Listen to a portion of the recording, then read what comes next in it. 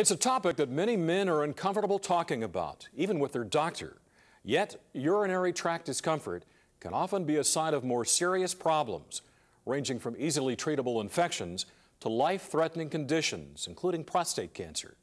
We spoke with Dr. Martin Weissman, a urologist with St. Joseph Hospital in Orange, who explains more on this important topic.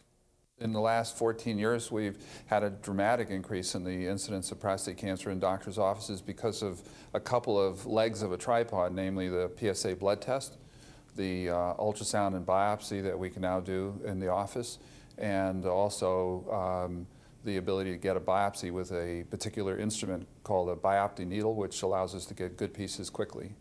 How should you actually be diligent in looking after your prostate health with regard to prostate cancer? The answer to that question is dependent a little bit about your history. For example, if you happen to be of the black race, or if you have a family history of prostate cancer, you should start being diligent at age 40. That's the current recommendations of the American Urologic Association. At the age of 40, you would then start having an annual rectal exam and a PSA test. If you're not in any of those higher risk categories, the current recommendations is to start at age 50 with an annual rectal and a PSA. Things are in flux, and there is a movement afoot to begin the entire screening process earlier, because there's evidence that men in the 20s and 30s already have the first glimmer of prostate cancer.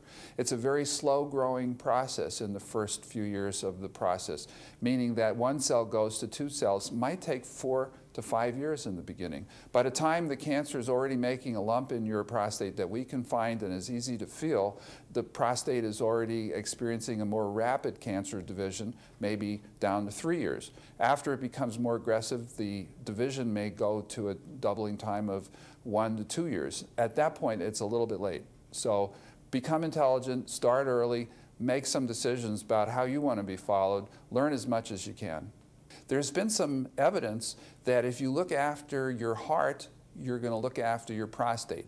What that really means is that there are nutritional aspects of heart care that may impact on prostate care. So become intelligent both about the things for your heart as well as your prostate. These are things like certain vitamins that are of value, like vitamin E, not having a high-fat diet. There's good evidence that this is of value for the heart, and it's also evidence that it may be of value for the prostate. There's another major area that has been directed at the prostate, but maybe a bigger area than just the prostate, and that's a category that's now being called chronic pelvic pain syndrome of men.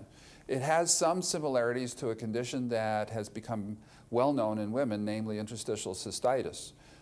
This category was originally categorized as infection of the prostate. So there are a lot of men walking around with a diagnosis of chronic prostatitis, implying infection and being treated with antibiotics over and over and over again, with some effect in some and not much effect in others. What we've discovered is that not all prostate inflammatory conditions are due to infection. There is a definition of this that has been created by the National Institutes of Health. So once again, people can go online, type in chronic prostatitis, and learn a lot. But where this information is taking us is looking at symptoms in the pelvis and not calling everything chronic bacterial prostatitis. If we make a proper diagnosis, we can offer proper therapy.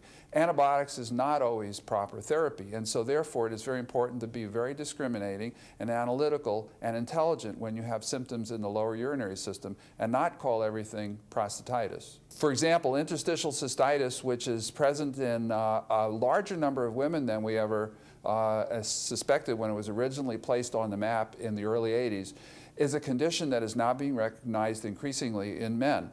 As a matter of fact, the condition may not be adequately named when it's named interstitial cystitis. It may be actually a mucosal barrier dysfunction. There's a lining to the mucous membrane in the bladder, just as there is in the mouth and in the intestines, and this lining may be defective.